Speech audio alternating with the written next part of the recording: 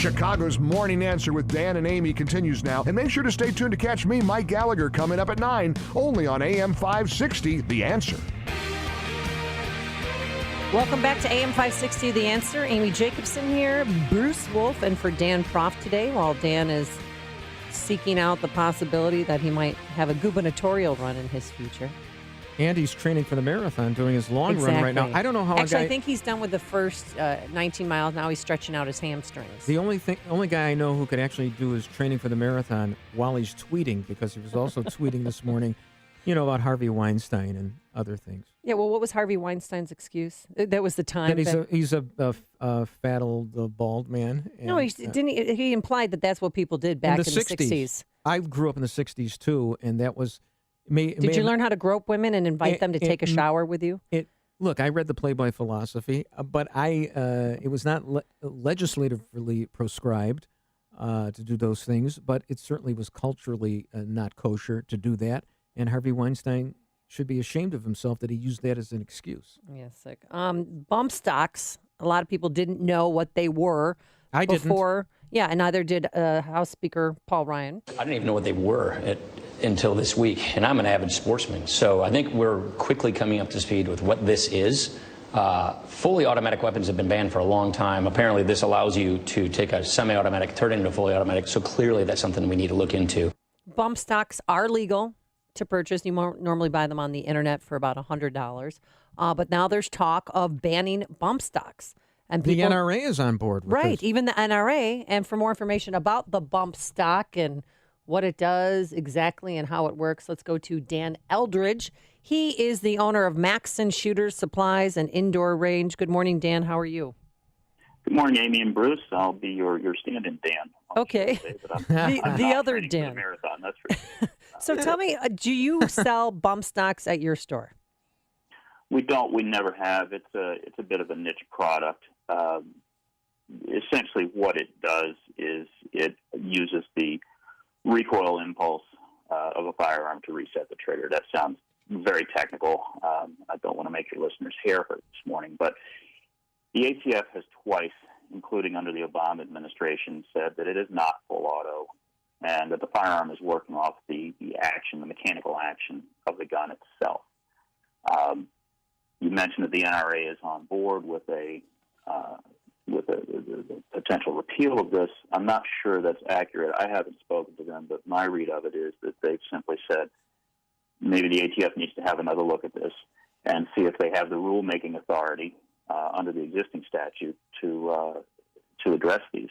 Dan, the bump stock, as I understand, is not really a product so much as it's a technique, and you don't even need the actual bump stock. You can use a belt loop. Moreover, the fact that, using these bump stocks can actually hurt the shooter's accuracy. So it kind of can trip him up. I don't want to be thankful that the guy was using a bump stock, because I'm not thankful for anything that the guy did. But all the law of unintended consequences, you might actually be contributing to the accuracy of shooters if you prohibit bump stocks. Bruce, that's 100% right. So what you're describing is bump fire as opposed to the bump stock. The bump stock is a device that enables bump fire. Bump fire has been around on semi-automatic firearms since there were semi-automatic firearms. It is horrible for accuracy. It's bizarre that this murderer had very high-end optics on rifles with bump fire stocks on them. Those two things are completely incompatible, and maybe that's just another manifestation of his insanity. Wow, that's interesting. That's fascinating. It's like stepping on the accelerator and the brake at the same time. Essentially, yeah. It's not only is it horrible for accuracy, although in this case I don't think this is much of a concern to him. It's also very, very bad for the firearm itself. But Dan, don't you think that if he had not had bump stocks, he had 12 in his hotel room, 2 were on the, turning the semi-automatic into full automatic. Don't you think more lives would have been saved? Less people would have been shot had he not had the bump stocks? I wouldn't even want to speculate on that. I'm not an expert in that field at all. Although I have read speculation that aimed fire over the period of time that he was unmolested by the police would have been much more lethal. Dan, let me ask you a hypothetical. Middle-aged or elderly white guy comes into your store over a period of a few months or a couple of years, and he's buying an awful lot of weaponry, although, maybe that's a judgment as to what's an awful lot. You start getting suspicious? I'm not going to go into how we would or would not identify a potential a buyer who would be potentially harmful to themselves or somebody else. Doing that in a venue like this would unfortunately just serve to coach somebody with evil intent into how to avoid detection. So I think I'll take a pass on that one. Wow, thank you for telling me that. I appreciate that. Yeah, I appreciate really, your candor. seriously. But this guy, he bought 33 weapons over an 11-month period in 4 different states, and he stockpiled weapons. But then I know somebody who collects antique rifles, and he's got about 50 guns in his house. I mean, what is the number where you think there might be a problem, Dan? Well, Amy, you raise a really good point. There's an awful lot of focus on the how in this horrific incident. And what's really a lot more revealing is the why. And we just don't know why right now. Why did he do this? The how can change almost infinitely, but the why is singular. The how can be a bomb, a car, a truck, planes, all of those to act on the why. But we just don't know anything about the how, and I think about the why. And I think that's what we really need to do. All right, we're learning this morning that he tried to buy tracer rounds at a gun show in Arizona. And what exactly are tracer rounds?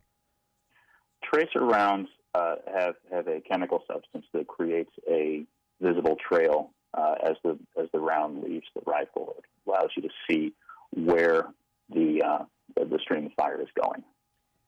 Dan, are you amazed at the profound ignorance of the anti-Second Amendment people? It's a knee-jerk reaction. We get this over and over and over again. They still don't know what an assault rifle is. Oh, and Michael Moore wants to amend the Second Amendment. Jimmy Kimmel, our national conscience, comes out. I noticed none of the comedians were talking about Harvey Weinstein last night because they want to get acting gigs or whatever.